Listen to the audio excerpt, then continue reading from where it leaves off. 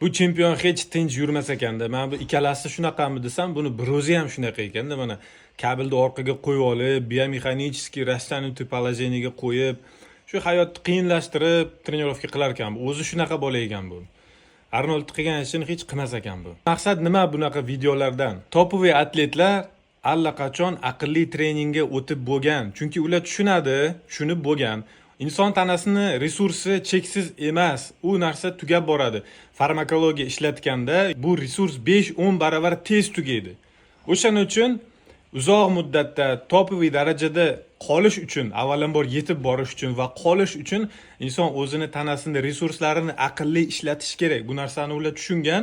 Shuning uchun optimalniy nauchniy podxod bilan aqlli trening qilishga harakat qiladi. Kelajak shunaqa treningning orqasida. Agar hozirdan aqlli trening qilishni o'rganmasak, bajarmasak, katta ehtimol bilan kelajakda bizga javob bermasligi mumkin.